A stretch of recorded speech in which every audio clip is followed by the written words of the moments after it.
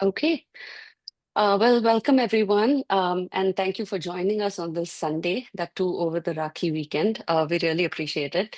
I think one of the reasons we didn't want to delay this session is because these youngsters of ours are so busy with their colleges and their internships that when they come and when they have this time, this is a golden opportunity. So, we're pretty good at sort of catching hold of them and hearing their stories, which is one of the favorite parts of our jobs for Sapna and me. So I think at this point everyone's familiar, but we are guiding teens. We are a nonprofit.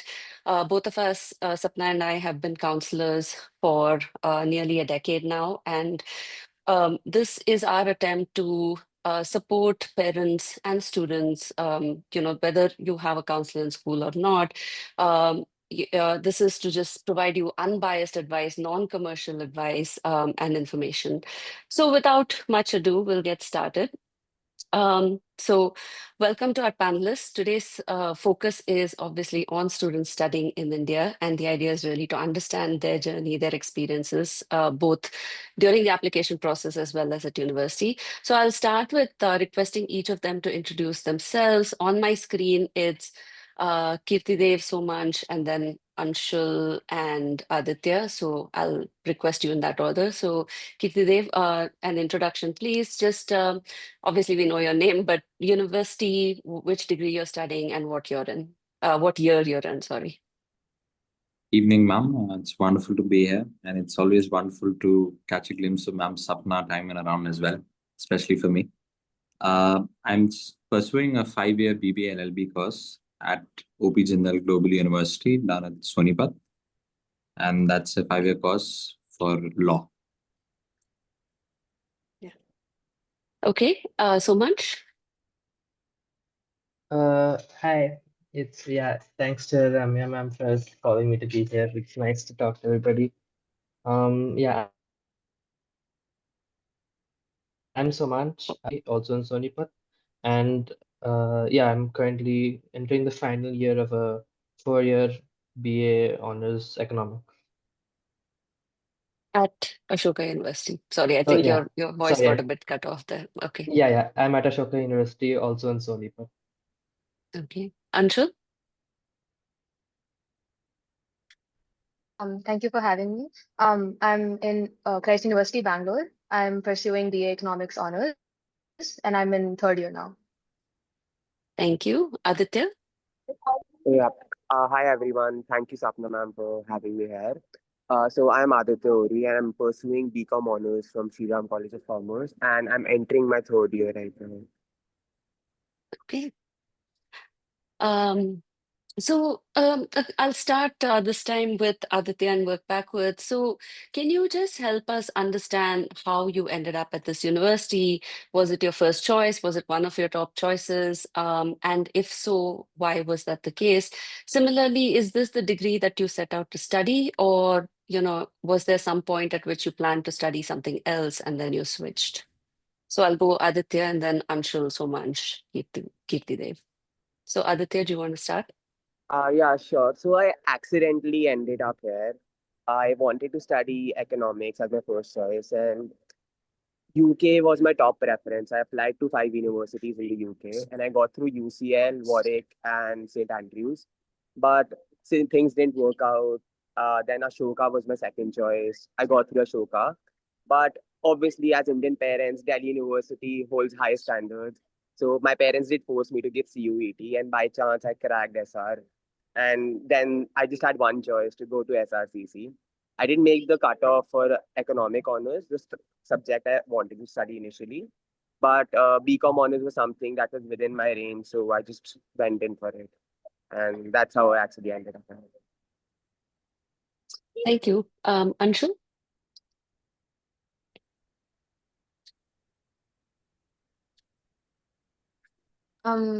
I was pretty clear on studying economics, so I was looking for those courses or private universities because I knew I was not like cut out for CUET, even though I did give it.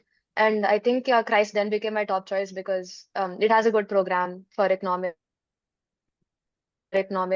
So it wasn't my first choice. It was actually Symbiosis, but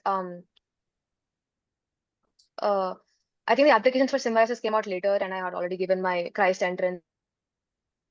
It just worked out at the end. Great. Thank you so much. Yeah, I at the end of my 12th grade, I think I also was pretty sure I wanted to study economics. But also at the time, I wasn't really aware of any other options. Like I enjoyed economics at the time, so I thought I wanted to study it. Uh, Ashoka technically was not my first choice either because there were a couple of, like I applied to a couple of top schools in the US as well. Like at the time, and even if they were top schools and they were a little bit of a reach that I was going to get into them, I think those were my top choice. But within India, I had applied to Ashoka, and I did not give the CVT because I got into Ashoka, but otherwise I was also planning to give it and see if I could get into Delhi University, several colleges I had on the list. But yeah, Ashoka was one of my top choices, and yeah, just quickly about the degree part, especially this is a very common thing in Ashoka that just like in the US, they don't expect you to know your degree just from the first semester. So there were plenty of opportunities to decide along the way what I wanted to do. And after my second year, I did have a lot of doubts and wanted to change my degree. I'm also minoring in English literature, so I was considering changing to that at one point. But yeah, decided to stick with economics. So, but yeah, I did definitely reconsider it at many points. Thank you. Kirti? I was an arts student, ma'am, so I was pretty sure about the fact that I wanted to pursue something in social sciences. And whether it would be law or not, I wasn't quite sure. I did dabble in a few courses. I remember I considered sociology in UK as well. But by the time I came to the end of my years at Mayo, I was pretty sure that I'd be going forward with law. And for any aspiring law student in India, you have a pretty laid out structure about your preferences with respect to schools, which happen to be NLUs. And normal recommendations which I had received was go for the top five. If not the top five, go for P. Jindal. And actually, I wasn't quite sure about whether I would like to because I heard lots of stuff about Jindal. But I remember Ma'am Sapna had recommended that give it a chance. And I'm quite happy with it. So that's how I ended up in Jindal. After my CLAT, I got NLU Lucknow as my colleges, but I did give preference to Jindal. Okay. Very cool. Over to you, Sapna, for the academic part.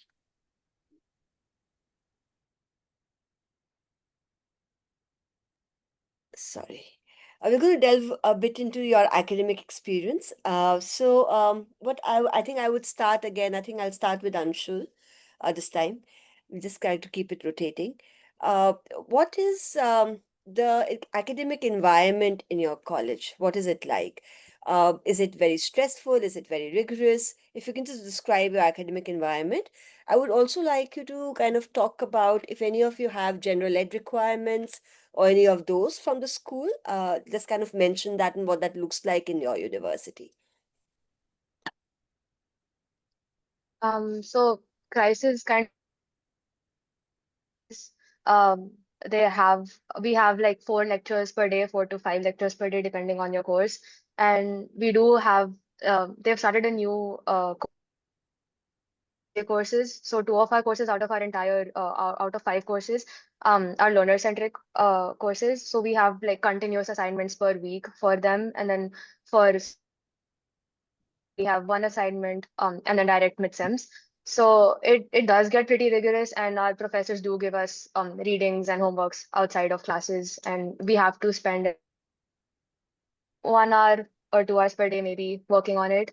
Because it is a research degree, so we have a lot of reading to do. Other than that, prerequisites have much because even though I did like economics from 9th grade to 12th grade in school, the first year pretty much built the development for us again the same given, and they started with the basics like micro and macro, and they also had like extra classes for those people who were not from economics background. Like some people were from sciences and they want to experience economics, so there weren't that many prerequisites for us. Right. We'll have Sumanch next.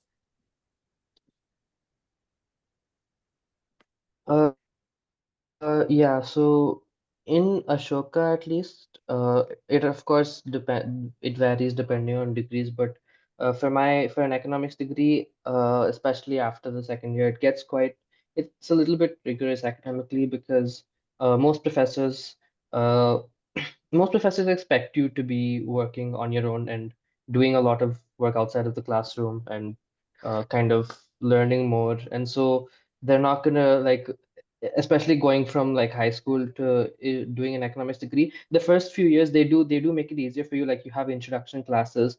The first semester at Ashoka for everybody, regardless of degree, is spent doing something called foundation courses, which are kind of there's 9 mandatory courses across disciplines. So there's something called Principles of Science, then there's Quantitative Research and Math, there's Literature in the World, there's Great Books, stuff like that. But then once you get into your actual major minor courses, it goes a little bit fast because compared to high school, you're just expected to catch up on things, follow lectures on your own, kind of cement them in your mind, and then you move on to the next. So and also Ashoka has like the semesters are 3.5 months, I think. So 2 semesters is like 3.5 months, and there's a lot of syllabus being covered in those semesters. So economics is one of the more rigorous degrees. You'll be spending quite a lot of time studying, going over things, continuous assignments, exams. Each professor has their own style. You have to be switching between them. Right now, I'm doing like economics electives in my final year. So you also have to kind of cope with the different expectations of different professors who are taking their own electives. Every professor teaches differently. So some might want you to do a lot of presentations, some might give you a lot of assignments, some might rely heavily on exams, which you really have to study for.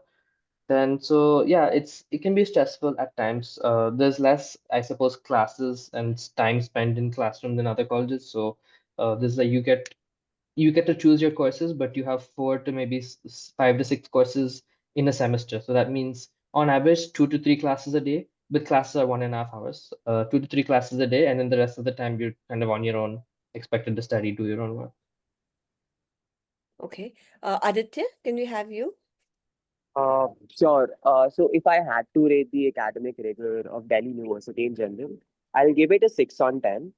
And the reason behind that is while we have classes from like morning 8:30 to evening 4:35, but almost half of these classes are cancelled every day because professors are not available. Some of the classes we are waiting for 15 minutes and professors don't come.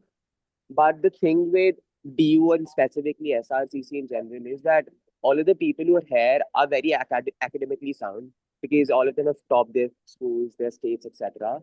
So academics is not something that's the prime focus of students once they enter SR. We have societies, we have internships, we have competitions, and these three things are the ones which students focus more on other than academics because once a student enters SRCC, their prime goal is the placements and the internships. And in order to compete with the batch, academics would not make you stand out because everyone is good with that.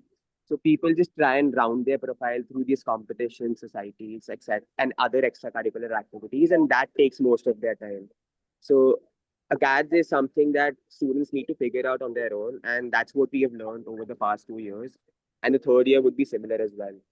But just one thing that I'd like to add on is that with the new education policy, you were given a choice for skill enhancement course and value added courses, which are electives, which we choose according to how we'd want to structure our program. Other than that, it's just structured what the university gives us. So there's no flexibility of sorts that you can expect with the curriculum here. Got it.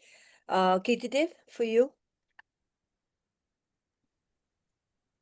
Allow me to first go after the prerequisites required for a law degree at Jindal. Then I'll go on to the structure of what a day resembles, how the weeks are structured. Before I go on to the weeks, I'll briefly discuss the different courses.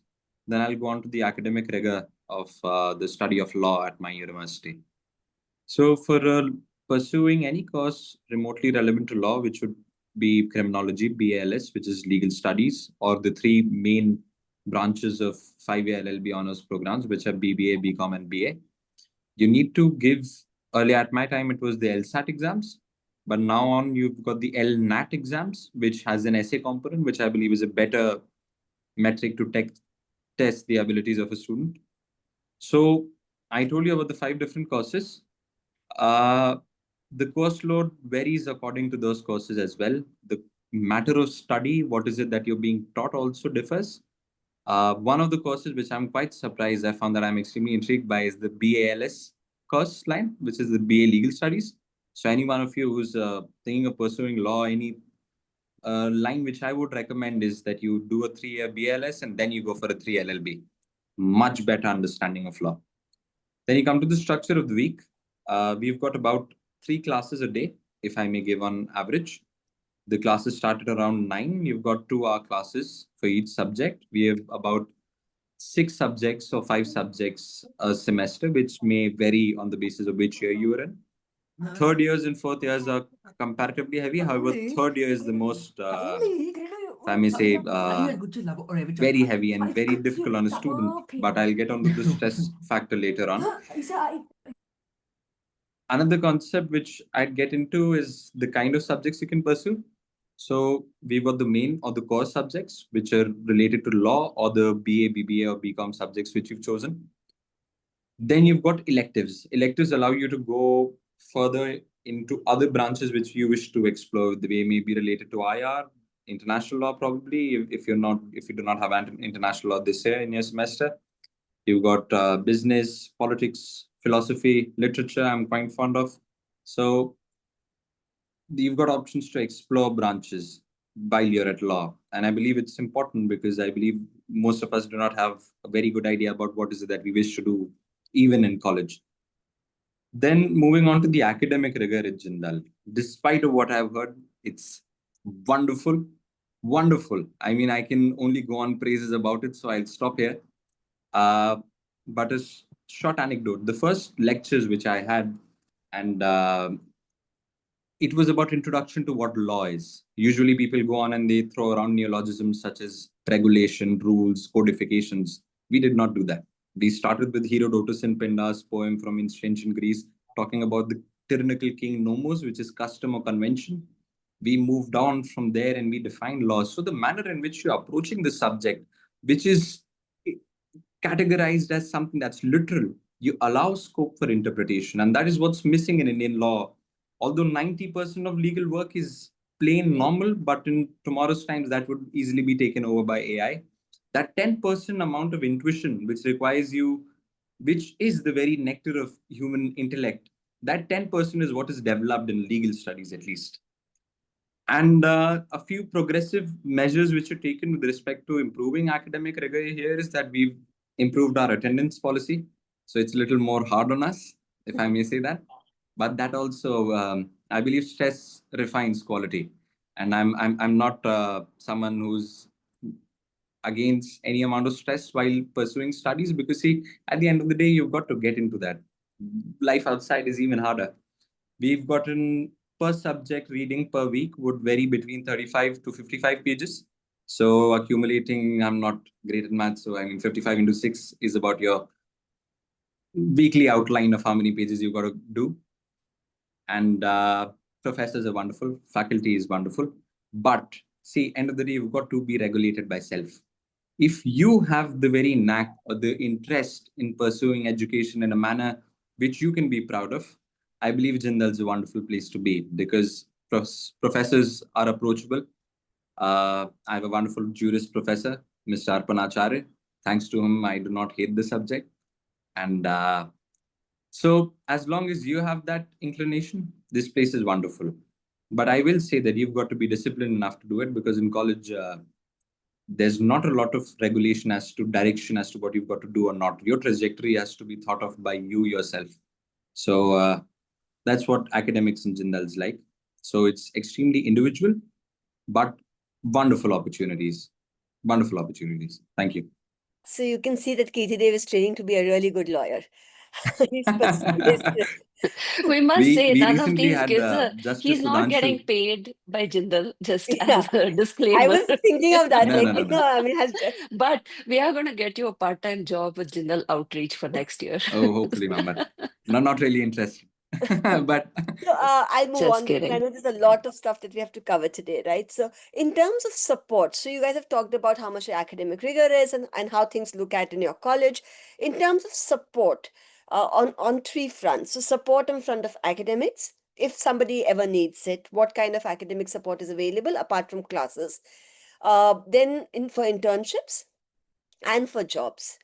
So the final placement. So what kind of support do you have for these three things within your own colleges? And this time we will go with Sumansh first.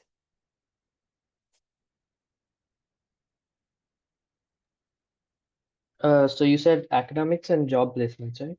Academics, internships, and job placements. Right.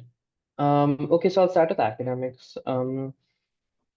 I think most of the academic support in Ashoka comes from the professors themselves and also like the teaching teams. So the each professor has like there's of course teaching assistants, but also teaching fellows is what they call them at Ashoka. Each kind of course has its own teaching fellow who's usually like a master student or a graduate or a PhD or somebody who is working at Ashoka and helping in that department. And every week, so this is the case with most foundation courses, which are mandatory, and intro courses. So, kind of the first courses you take for every major and minor. Every course has something called a discussion session, and this is something that the academic structure is takes very seriously. That you have to have discussion sessions, and those. But frankly, they're quite useful when it comes to academic support because it's basically you have obviously a lecture, and then you have a smaller classroom which has maybe 15 to 20 people who are in that lecture, and then you go to that classroom and you kind of discuss the topics, the readings, whatever theory has been talked about in class, you discuss it outside of class in these small groups. And so I think that that is there for every class.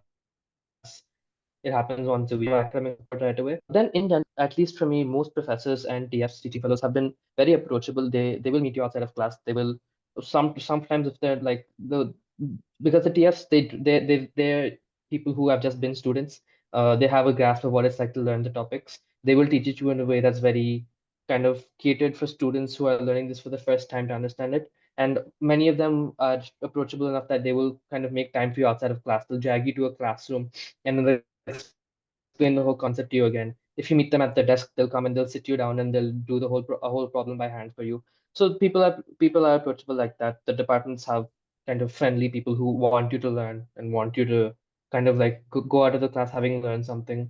So I think just yeah, there's a good academic culture in terms of like everybody will talk to you, everybody will like outside the classroom, everybody will be right there to make sure that you are doing something. You are kind of taking something away from the classes. And I think that's the best kind of academic support you can have. Quickly about jobs and internships. Yeah, Ashoka has a career development office which takes care of kind of placements and all. I'm sitting for placements now in the final year. They have a fairly rigorous process, rigorous in the sense that they start the placements a couple of months in advance. They take you through kind of a resume review. They take you through a couple of kind of workshops and sessions where they help you get ready for interviews. They help you kind of present yourself in the placement cycle as well as possible, so such that like the one thing they do very well is they do kind of make sure you're equipped with everything you need to be. So like nobody's caught off guard with an interview or how to present a resume or how to write an SOP. The CDO does train you for these kind of things. Same with the internships. The internships is a bit like more wonky in the sense that there is an internship cycle every summer and winter. A lot of those internships have very few seats though for the number of students that are in the college, so it's a bit limited. Uh, so technically, yes, they do provide internships, but it's not always bankable upon. But yeah, I would say there's decent support for both internships and placements. I suppose the placements part I'm going to find out more about in the next 1 2 months. But for internships, it's there. It's a bit scarce. For placements, yes, it's decent. And academic support, yeah, I think that's one of Ashoka's strength is its academic support and rigor. That you will have genuinely brilliant people in their fields who are always ready to like make you learn and get you on ground about what they're teaching. That's one of the Right. best parts of Ashoka. Sorry if that Nice. was long. No, that's okay. Anshul, your turn, and then we'll have Aditya and then Katie Dev. So in Christ, academic support is mostly study. Even though our professors are pretty approachable and we do go after them after classes. During the first year, we did get extra classes, and the professors did actively ask for students who need help, and they would take classes for them. And now, coming in third year, like really approachable and really friendly. And up until last year, we had our senior batch, so they used to help us a lot. But right now, we're the most senior batch in our campus. And Christ does expect you to find internships on your own. And only when companies approach Christ that they are willing to take interns from the campus will they open it. So this time Deloitte came for internships, so I was able to get one through the college itself. I think KPMG also came and DShaw. So I think the big four do approach Christ for internships. And other than that, we are asked to find internships on our own, and it is compulsory for Christ students to do an internship after second year. And for placement, we do have placement cell in Christ. It's known as CPCG, and they do like as soon as third year starts, they enroll students who are looking for placements, and they start sending in all the job descriptions and everything as soon as the companies approach the university. So yeah, there is a lot of support academic wise, and even internships not as much. Aditya? Right. So the three things we're covering is academic support, internship, and placements. I'll start off with the academic support. So within academic support, there are two things. First is the college curriculum, and then there's the extra things that students usually do. I'll start off with the college curriculum.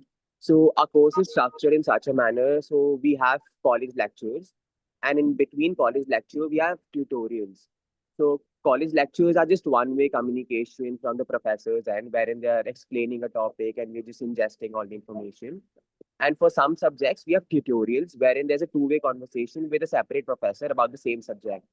So it's more like a doubt resolving session, and any assignments that we are not clear about, we can clarify that with the tutorial professor so that we get some good understanding of the subject that is being taught here. But I think of the total academics, that'll just account for 40 to 50%. The other half would be the extra certification and courses that students usually take up. And there are two primary courses that students usually pursue. One is Chartered Accountancy, and the second is Chartered Financial Analyst, which is CFA. So almost 70% of our batch, given I'm from BCom Honors, is pursuing CA. And because they're pursuing CA and they have seniors in second and third years doing that as well, there's a strong network of any guidance support that's required because everyone is doing that, so they know one thing or the other about the course and any help that's required. So that's about CA. CFA is relatively new in our college because students just believe that this would be another feather on their cap and might help them with internships and placements. So the support around CFA might not be as good as CA, but still you find a lot of students who are pursuing it, which obviously helps you out doing the course yourself. I did CFA level 1 and I did find a lot of support in college. So that was for the academics part. Just one caveat at the end is that most of the things that we do academically in college is individual. So you don't see a lot of people pestering you or supporting you in general. You need to reach out to people to support for support or any guidance that's required. So that's for the academics part.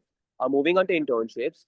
So college internship starts in the second year. So once a first year students comes back to college after their summer vacation, that's just right now. The students who were in first year last year, they sit for their internships right now. And we have a dedicated placement cell who manages everything. So during the summer vacation, they'll send out an email to you with a list of guidelines for the internship season. And the first step of the process is CV vetting. So just to ensure that everything's standardized and no one's writing fake stuff or any certification that's not correct. There's a vetting season that goes by, and it is a 1 month long process wherein there's one coordinator that's allotted to you from the placement cell who'd vet all of your pointers that you've written on your CV just to check that there's a level playing ground for everyone.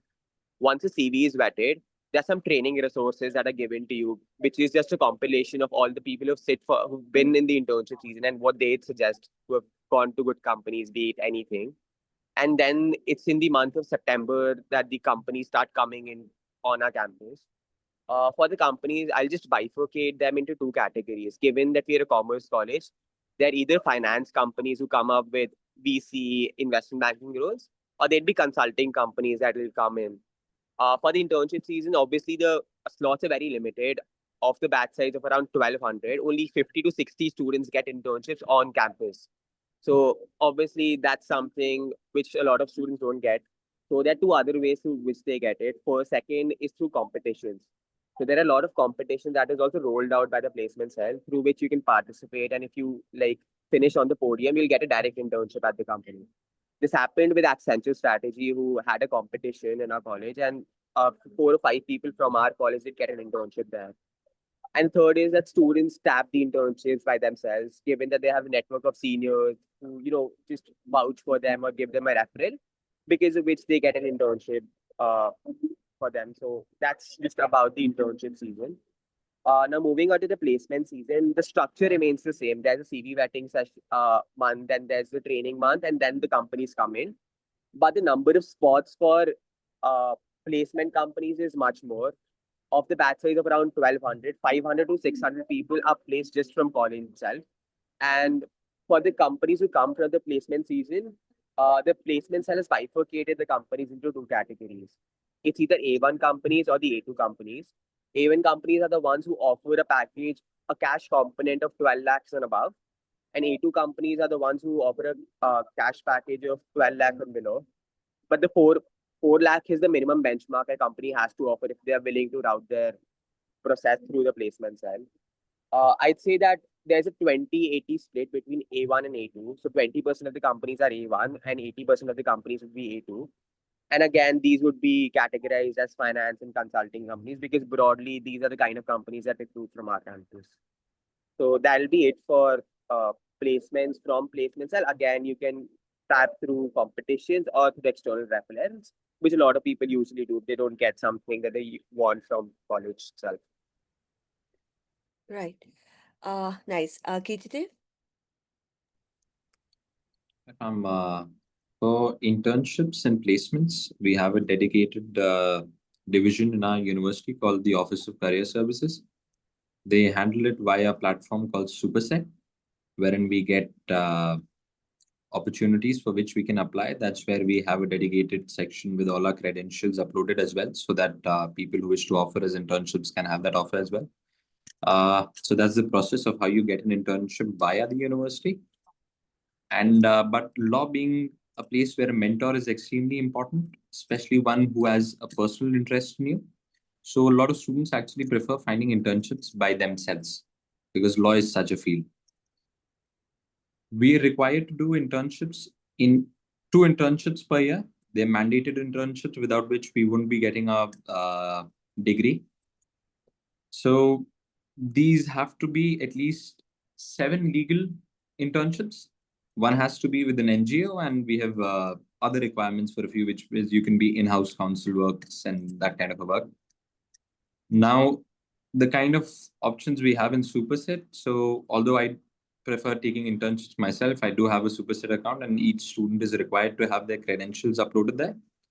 I remember having Pradeep Rai. You've got a lot of judicial clerkship offers. You've got a lot of senior advocates who have offers. The university usually has MOUs signed with different law firms. People who work with us are usually, you've got Sam, Cam, and all of these firms which do have some MOUs. I think they offer 2 internships per semester, and they have a minimum requirement of taking for jobs 3 to 4 students from general. So it's heavy competition, given the fact that we have over 11,000 students at large in our university. So that's how the internship and placement processes works through. Now, general is a form of a panopticon, wherein you'll find very bureaucratic measures, which is the larger problem with academia today at large, is that you're making it more admin than institutional. So it may feel that if you're not putting in the effort to reach out constantly, you may feel as if you're losing out on a lot. So in order to vet that problem, they've recently appointed agents of the career services department within each section or a classroom, wherein you'll have one representative from my class who is responsible for everyone's internships, and you can go to your grievances to them. So hopefully this will vet out the problem of how a lot of people may feel left out or may not know the procedure of how to go forward. Coming to academics, you've got a lot of opportunity. The course structure is wonderful. The professors are wonderful. The manner in which they teach and syllabus is often deliberated upon, so it's holistic at large. You have the option of reaching out to professors. You have the option of getting tutorial classes if you're losing out on much. Or for that, you've got to reach the executive dean's office and having remedial classes, and you have a specific requirement that if you get these many applications, then you'll have classes. So then again, bureaucratic, but there. So we've got, on paper, you've got all the opportunities to go forward with. But the problem is that looking at the mass of students at our university, it becomes extremely difficult to navigate through it, which is the only problem with Jindal, which I would highlight, is that you've got to be extremely self-motivated in order to get most of the opportunities.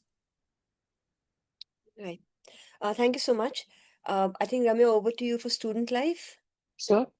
Okay, so the question is twofold, really, because one is the residence part, and then one is, all the things that you do for fun. Not saying academics is not fun, but so I'll start with, I guess, Aditya. So one question is, what is your residence situation like? Do you live on campus? Do you live outside? Is that typical in the first year and subsequently? And then if you could just let us know about the social life. We have a bit of a rating, with 1 being sort of the most boring, like no social life at all, or 10 being awesome, however you define that, and please elaborate a little bit on that to the extent you can. Please remember, first, this part is being recorded, so for your own well-being, I would say be circumspect, but we will switch off the recording later and you can tell us the whole truth. So go ahead, Aditya, first. Residence and social life. Yeah, so I'll just address the first part here. So for residents, I'll break it down according to the year in which the student is. So for first year students, there'd be a 20-80 split of people staying on campus and staying off campus. So only 20% of the people would be staying on campus, given that you need to meet another cutoff to get a hostel because there are limited seats. So around only 100 people make it to the hostel across both the courses, BCom honors and BA economic honors, and 80% of students are out. And this number just goes down as you move to the second and third year. So second year, around 5% of the students would be staying on campus, and by the third year, around 2 to 3% of the students would only be staying on campus. So that's because we don't have a massive hostel, and the amenities and the services that you get in the hostel are also not great, given it's a government college. So when I'm talking about residents off campus, there are 2 options that usually students take. A is PGs. So we are in the North Campus, so you will be flooded with PGs all around. So no, it'll just be 1 kilometer from your college, and you'll reach an area called Kamla Nagar, and it's full of PGs. So students either prefer PGs, or second would be flats, which usually students don't prefer in the first year. Once they bonded well and they have a group of friends in college, they prefer taking a flat, given it's cheaper compared to a PG, because you're splitting the cost amongst 4 or 5 people. So that's about the residence part. If you'd want me to cover anything here or anything that you'd want me to share. Uh, No, I think you can go ahead to if you want to talk about sort of social life. You had mentioned a lot of clubs and activities and stuff Yeah, earlier. right. So Um, I'll just move to the second part here then. So if I had to rate the social life, I'll say it to be 6 out of 10. And the main reason is obviously, as there's a general say that Delhi University doesn't have that kind of a social life because we're not a residential university. Most of us are day boarders, and some people who are outstationed stay in PGs, and there's not a lot of people on campus at a point in time. So because of that, there's obviously social life takes a hit, but there's societies in general, and these societies are also further split into 2 categories. A would be the academic societies, be it commerce, economics, any subject that you can think of. They have a society of the students who are interested in these subjects. And B would be the societies that are related to co-curricular activities. This could be dramatic society, Western music, Indian music, dance, etc. So according to how a student wishes to manage their social life, they take the societies accordingly. In the first year, a student has an opportunity to try all the societies that they can get in. And each of these societies has a recruitment process. Some might have a 3-stage recruitment process, some might have a 4-stage recruitment process. You need to clear these recruitment stages to be a part of that society. But in the second year, you just can be a part of a single society. So you'll have to prioritize which society you don't want to continue. And usually it's the academic heavy societies that are continued by the students, given that helps them in the placement and the internship season. So that's it about these opportunities that you have on campus. Other than that, there are competitions as well, wherein you have to participate in groups. So 4 to 5 people participate in a single competition, and that's where you get to interact with a lot of people as well. And that would be the second thing. And third would be the events that happen on campus. Every like 3 or 4 days, there'd be one or the other event happening on campus. Be it a society event, be it an event that's organized by the college, or the annual festival that's organized. So each of these colleges in Delhi University have one flagship uh, event that they organize. For us, it's Crossroads. So it's a 3-day event. There's food stalls across the campus. There are events, singers coming in, performances happening, and that's the best you can get in Delhi University in terms of social life. So that I think that will be it if you're talking about socially how students are in college. Thank you. Anshul? So for residents, for first years, I would suggest hostel is preferred.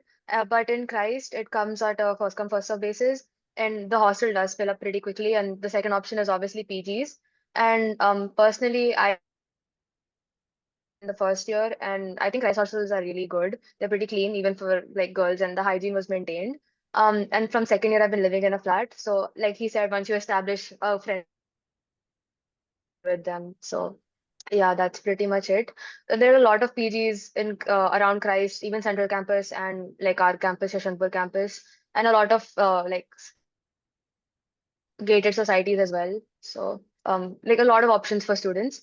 And coming to social life, I guess to rate it on a scale of 1 to 10, I think social life in Christ 5, 8.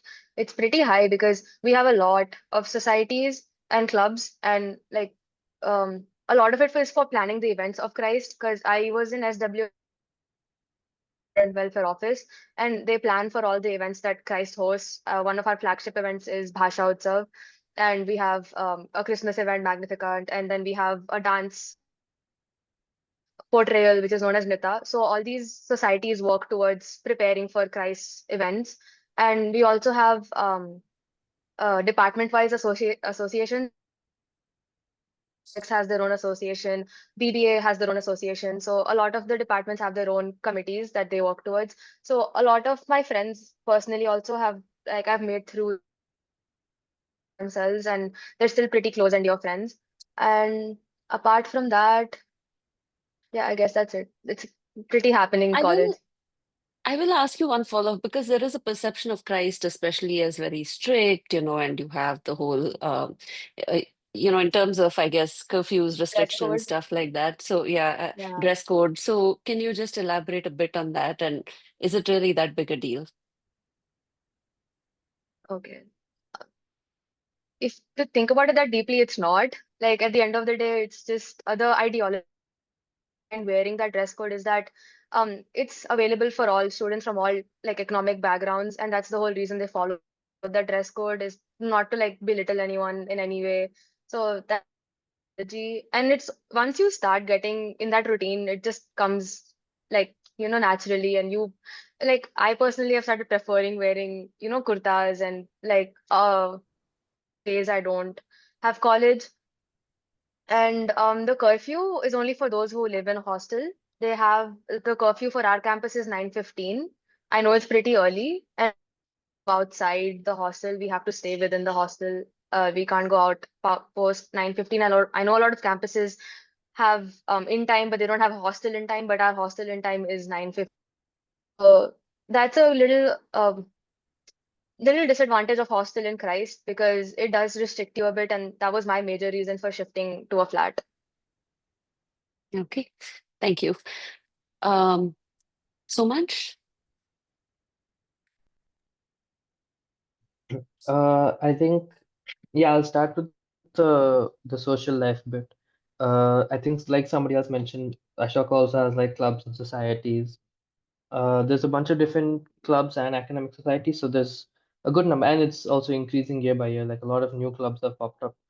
I think there's a fair bit of like there's a fair amount of things to do, but also very importantly here, I think probably, especially out of all the colleges being represented here, Ashoka is probably the smallest, like physically the smallest. Like the campus is small. Also, all students, all undergraduate students live on campus, and as of now, that's it's a big problem sometimes because.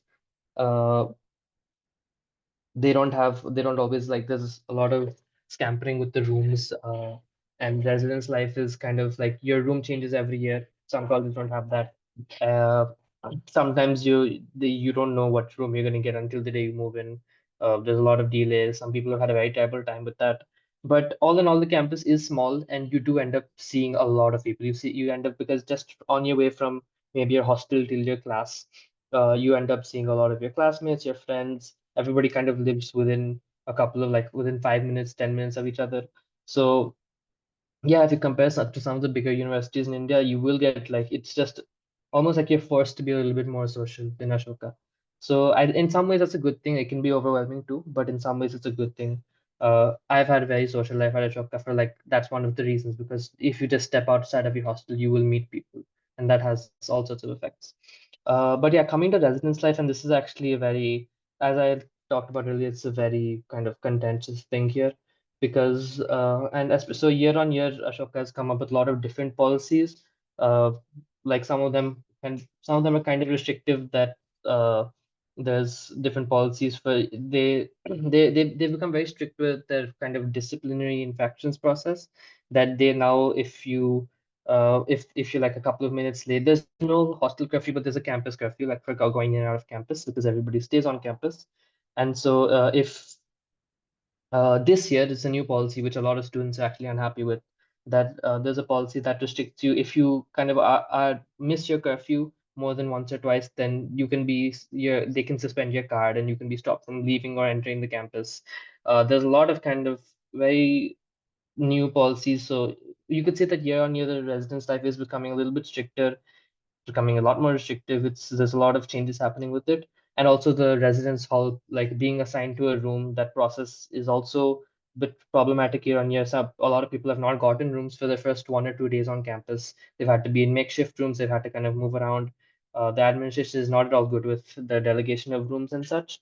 And also, I think last year they built a couple of new hostels, because since Ashoka is also like one of the newest colleges here, the main campus that's been used until now was not big enough to accommodate the incoming batches. So there was a new hostel that was built, two new hostels, and I was one of the students living in those new hostels for the first year it was built, and the condition in those hostels was quite poor. Right? So there was construction going on as students moved in. A lot of kind of all the halls were all dusty, the rooms were pretty dusty. There were open wires here and there.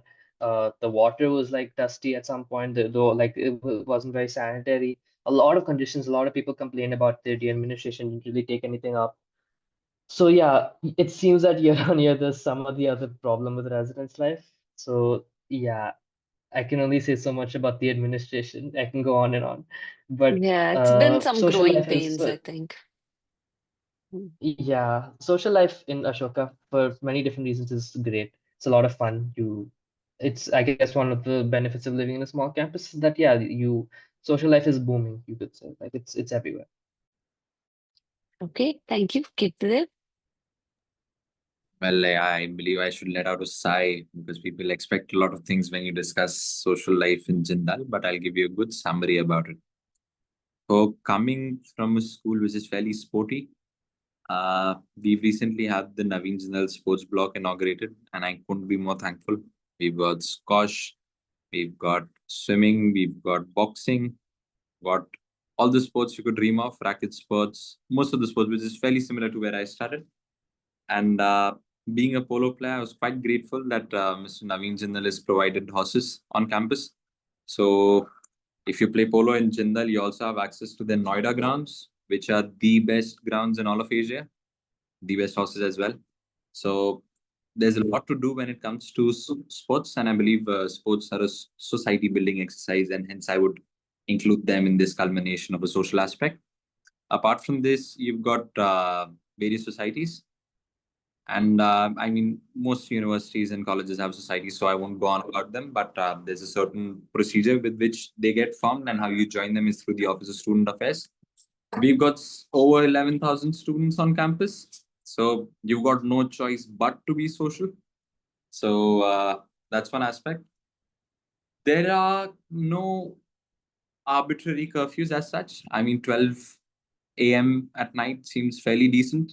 I mean, I know that if I was a parent, I wouldn't want my child out after 12. So it's a fairly decent curfew. You've got not as many restrictions upon yourself. Plus, it's fairly close to Delhi, so you can be in and out. If you've got to attend an event in Delhi, or you wish to go and do or attend some certain workshop or something like that, you can do that. One of the problems with Jindal as of today, which I would say, is that even though it's a satellite town, it's fairly remote from Delhi. So that is one aspect with which I would say a student is not exposed to much of a city life, which is important. You get to see most things around, you get some ideas, you develop certain things. For example, one of the best lives I would say is for students pursuing law in GLC, Bombay. I mean, they've got wonderful structure. They intern the entire year, and that's important. You get to meet a lot of people when you do that. Rooms, that's where I'll get to. So coming from a boarding school, most of us herd around and get all rooms on the same floors. It's a fairly simple process. You've got to make a group of 3, because you've got 3 rooms per 3 students per room. So you bid for, there's a certain bidding process in the manner in which it goes down in most universities. But in case, for example, this time around I didn't bid, so we were placed in all different rooms. But students are accommodating enough that they let you, all right, there's some sort of inside dealing between students, and it's managed later on. So rooming is not that big a problem. However, I did have a conversation with my vice chancellor, and his opinions did seem bleak about the entire roommates of preference choice, and he went on, and I didn't listen to him most of the time, because there's something which I believe is important, having rooms with your friends. So that's what the rooming's about. University's got all the opportunities which you can explore. It's a little distant from Delhi, but that will change in about, I think, 10 years, 12 years time. So that's what they planned early on, I believe. That's much about Jindal that I can say on recording, I believe. Yeah. Thank you. Thank you. Sapna, over to you. We're going to ask you the other question when we're off the recording, because I know it's in everybody's mind when they hear Jindal. Okay, the school-college transition bit, right? And I'm going to put them into one question, because we are a little short on time now. What was the one thing you would have done differently or done more of if you were in high school now and now going to apply to colleges? That's my bigger question. And attached to that, what's the biggest challenge that you have faced in your university life till now?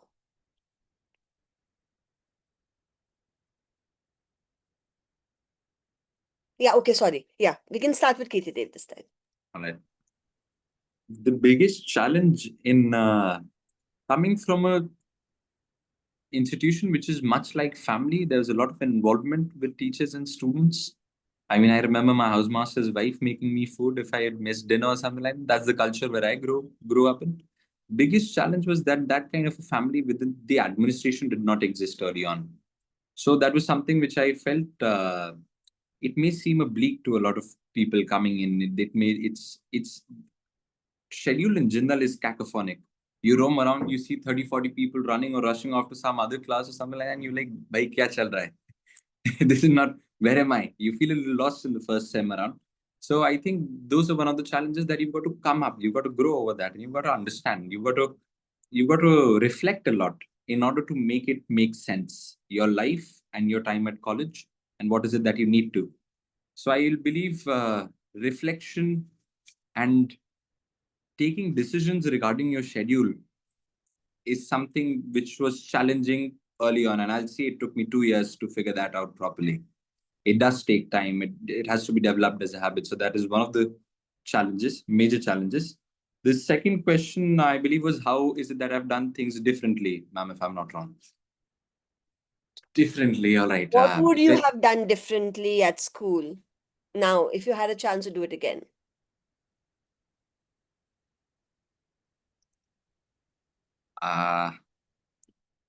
There's Yes, I will say one thing that I would have been more cognizant about what's coming next in life. It's I wouldn't say I was overwhelmed, but I was quite enjoying the present. But I will say that more students need to be, I wouldn't say sincere, because I believe students are sincere and there are lots of pursuits that they're pursuing, especially in the 21st century. But I will say that you need to be cognizant about where is it you're going. You need to dabble into affairs. I'll say that high schoolers should start interning, try exploring fields. I mean, it's important you get to know, okay, bhai, is this the kind of culture I wish to be groomed in? Is there something that I would like to dabble with in time to come? So I will say that I've been more cognizant about what is it that I wish to do. But I won't, I mean, today, even if you gave me NLS Bangalore, I wouldn't have changed Jindal. I mean, knowing the kind of facilities I've got, I might not have. Good to know. So we'll talk to Anshul now. I think the most challenging part about college was my second year. I think that was my roughest, I would say. It was mostly because I was part of two different clubs and I was heading one committee.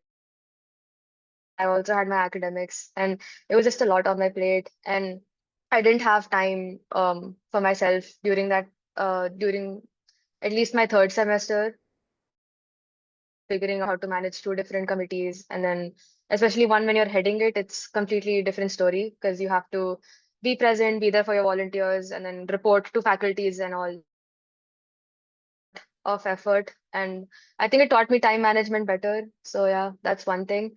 And one thing I would have done differently,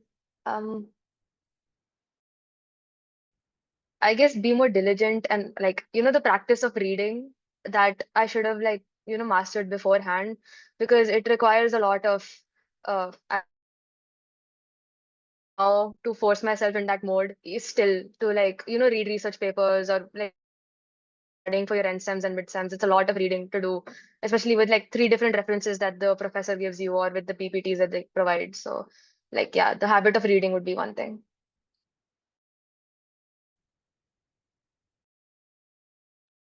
Sumansh.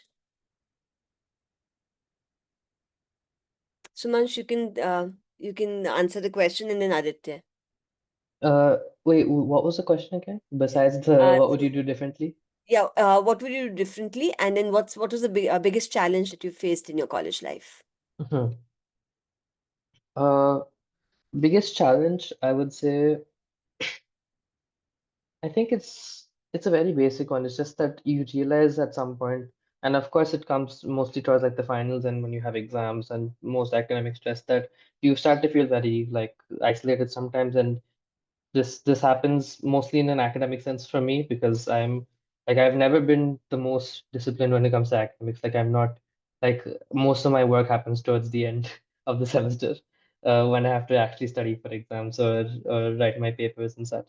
But yeah, it can really get isolating really quickly because there's your routine is kind of your own thing. There's no kind of it's not like school when you see your family most of the time and you eat your meals at a certain way and you go home in a certain way. Like everything is up in the air usually when you're in college, and so there will be days in which you don't see anybody and you're just kind of doing your work. There will be days in which you don't talk to anybody. There will be days in which uh, your work seems all encompassing, very overwhelming. There seems like there's too much to do, and kind of there's nobody to talk you out of this because it's just a part of the process. It's what you sign up for when you go to college. But yeah, I think it can get kind of overwhelming sometimes. This is a personal thing for me because I'm not well, personal thing in the sense that a lot of people probably like they face a lot of like it can be so easy, even for people who, if you're really good in school, I was decent in school, but when you get to college, it's a whole different part kind of discipline and time management. I won't even call it discipline, because you can be disciplined and you can still fall into a lot of like really big pitfalls with kind of managing your academics that comes with just academic stress. So yeah, that's it can be a bit tough towards the like hardest parts of the academic workload. As for what I would do differently, I don't know honestly, because I think the challenges would have been there either way. I think there's not too much I would do differently if I was in school. Maybe I think like Kirti said, I would be a little bit more like forward looking. I would try to prepare myself a little bit more, because I really didn't know what I wanted to do at the end of 12th grade. I was very much like, I was like, yeah, maybe I want to do economics. It seems nice. My teacher was really good in school. But there's a lot more I could have learned. And after 12th grade, when you have a lot of time to think about it, there's a lot that you can learn in that time about what you might want to do in life, in the world after college. And yeah, maybe I could have been a bit more active at that time. So that's it. Aditya? Right. So addressing the first question here, so the biggest challenge of college in general was that we coming from a boarding school, like my day was very structured about what needs to be done at what time. We have to wake up at this time. Breakfast is here. Classes till 1:30. Then you have sports. Then you have prep, etc. But college was just a whole new world for me. You structure your day yourself, and I was pretty bad at it initially because I was just in a very bad habit of things spoon feeding and like teachers and people around me just helping me out where I was going wrong. But that was not the case in college. You were yourself, you're independent, and then it was up to you to decide what to do and what to prioritize. So half of my first year just went in that. I was just trying to manage everything and structure it accordingly so that I can maximize my time in college. That was, I think, the biggest challenge of coming to SRCC. Something that I do differently would be when I was in school. Obviously, board examinations have that aura around them that you need to score very well to, get into a good college and sort everything out after school. But I just hyper fixated on just doing well, like academically, and that was the only thing I focused on in my 12th grade. But coming to college, I feel that academics is not everything. And there's a lot of other things that you need to do as well alongside academics to just be well rounded and figure out different sides of yourself, which you don't do if you're just studying and reading books all day. And that'll be my biggest takeaway. And if I was in 12th again, obviously I'd focus academically, but there are other things like internships, like other extracurricular activities that Mayo provided us with, be it sports, be it debates, be it MUNs, which I think helps you a lot when you enter college. Uh, because usually day boarding schools don't provide you with such kind of an opportunity. But being from a boarding school with all of these opportunities, once you come in with all that experience, you just have a head start amongst all the students who are coming from a day boarding school. So that is one thing that I think I would do differently, and yeah, might help out people who are fixating on DU and CUVT in general. Lovely. Ramya, back to you. Thank you so much, guys. I mean, honestly, we are really touched by how candid and honest this conversation is. Really appreciated. Bit of an eye opener, for me there in my role, I think, or in our role as counselors too. When we hear some of this stuff, it's a little bittersweet, to be honest. So the next part is an easy question, more factual. So very quickly, and then we will open it up for questions. So the application part, if each of you could share generally what were the components of your application, what was your process like, and how did you prepare for it, or how did you get through it? I think we'll start with that. So I think Somansh or Anshul, you want to start? I think we'll go in that same order. Okay, I'll go. For Christ, we first had to submit our application, normal information, everything. And then once you were selected and screened through, you were asked to come for write the test. Before it used to be online, but now I think offline tests as well. Yeah, we can go to the test center now, but I wrote my test at home only. That was because of COVID, and they still were following those regulations. And then you have the interview process. in the interview they leave out 2 minutes separately for something called a micro presentation. So they will it could be your course related, or it could be anything general.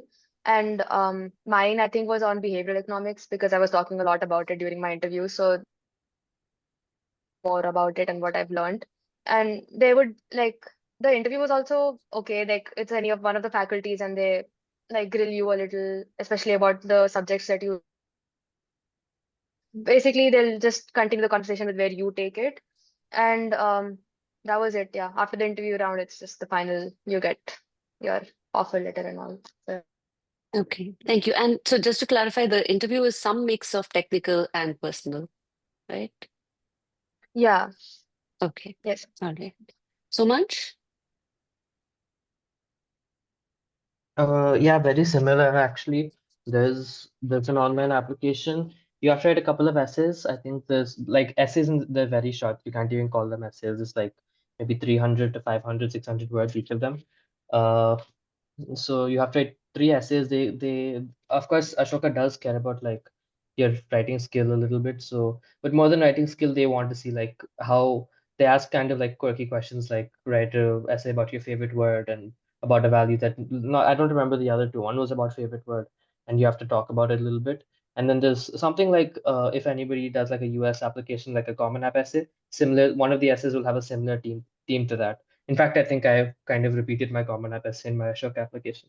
But so there's that. You have to write a little bit, then your grades and all that. And then there's a test. There's an online test, which is always online. I think it's called the Ashoka Aptitude Test or something.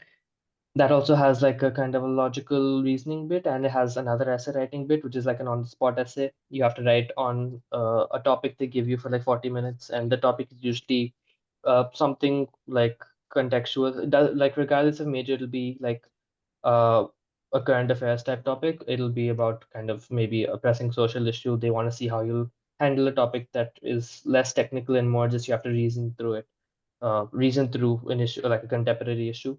Um, and then there's an interview. Interview is very similar to what Anshul said. It's a mix of kind of a technical and personal thing. They go through your application. They ask you about. There's a section in the Ashoka application where you have to list 5 books that you've read and give as like a book list. That's kind of a quirky thing they do. They ask you about it in the interview. They want you to talk about the books and how they've affected you. And then they ask you a couple of questions related to your major. So might be like a very current affairs related question related to what you've been studying, and then that's it.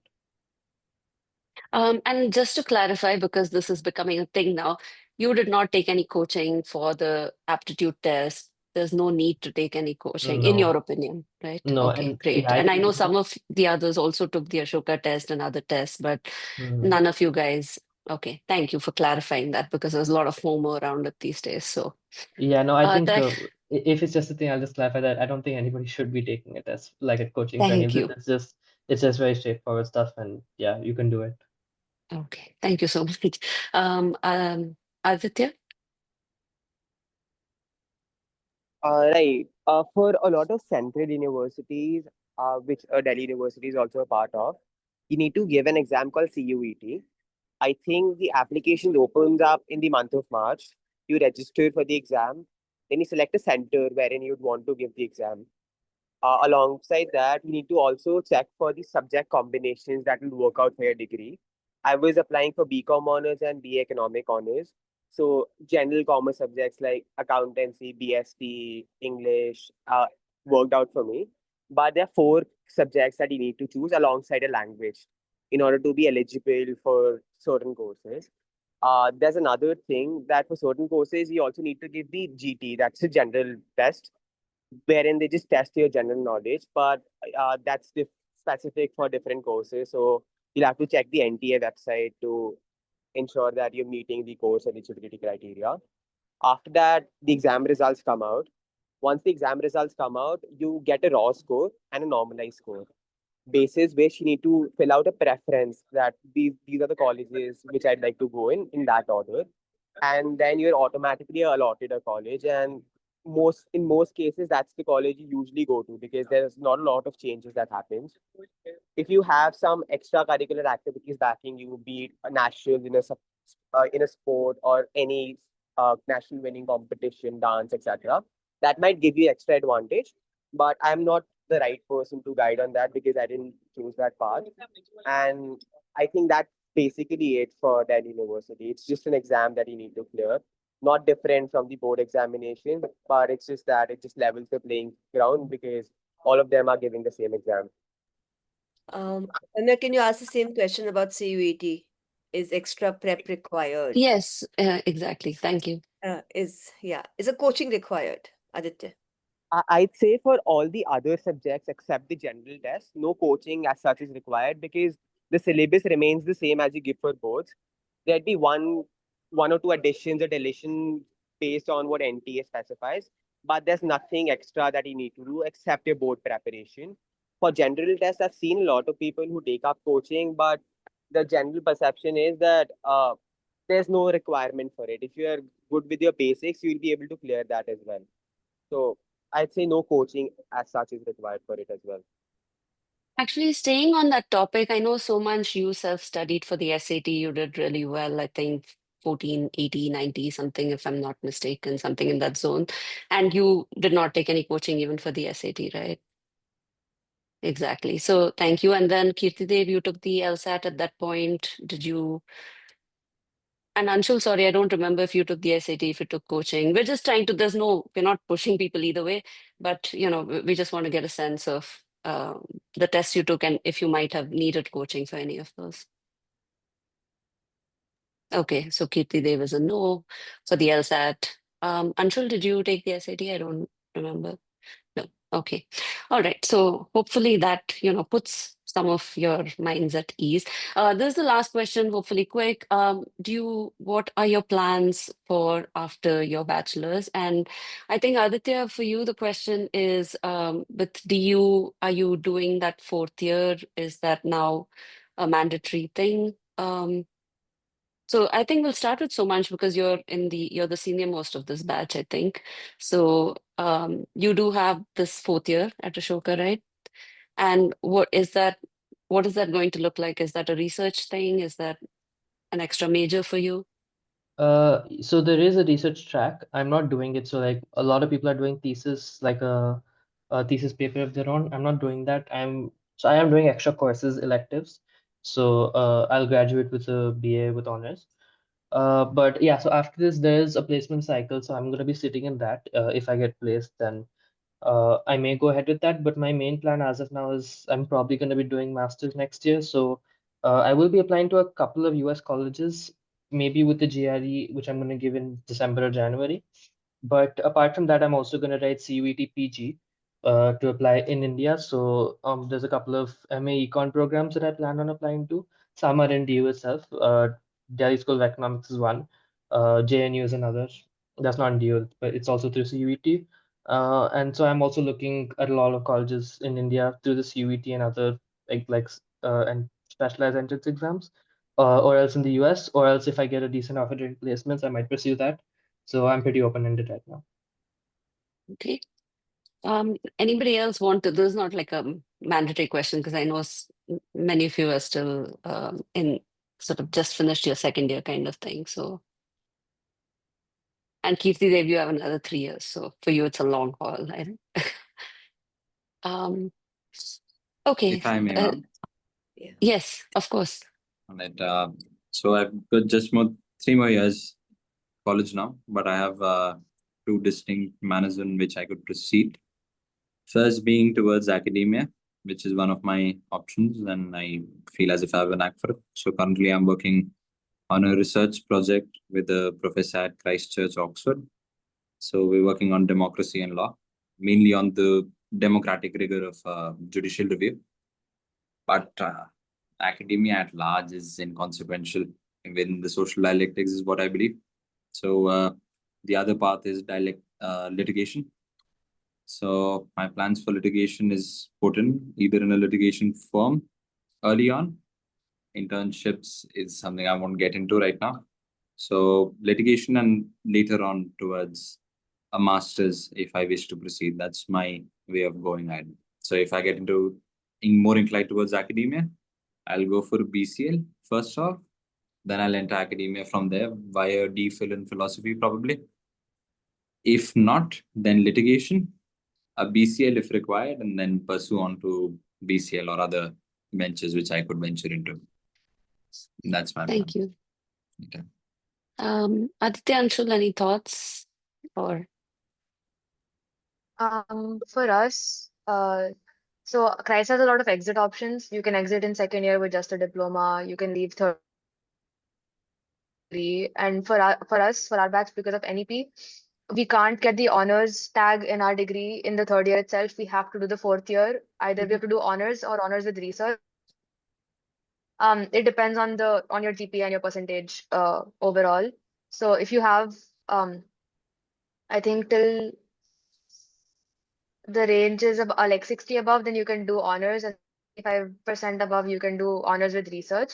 So those are the criteria for it. And my plan is to do the fourth year because we won't like get honors without doing the fourth year. And then I'll set for placements in my fourth year. And I think hopefully after that, after getting placed, maybe an MBA. So thank you. Aditya? Right. So first I'll just address the fourth year question here. So for us, it's not compulsory to take up a fourth year to get an honors degree. And the outgoing batch, the batch of 2024, did not do a fourth year. A lot of them did not do a fourth year. And the primary reason behind that was two. First of all, the course was not structured. And second is that you don't get placement support if you take up fourth year from the college itself. So you need to figure out your placements on your own if you are taking up the fourth year. And that's why a lot of people did not take that up. And I'm also not planning to do that. What I am planning to do instead is that a lot of people from our college give CAT in their third year.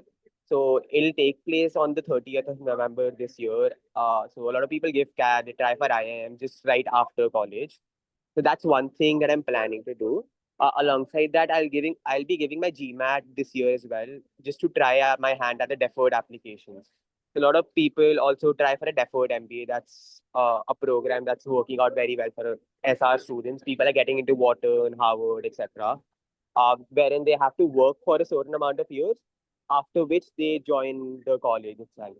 So that's the another approach that I have in my mind. I'm not very sure of which path I'll take, but I'll just give both the exams to have my doors open. Awesome. Thank you. And with that, I will switch off the recording and we'll move on to questions. I was just going to say that. Let's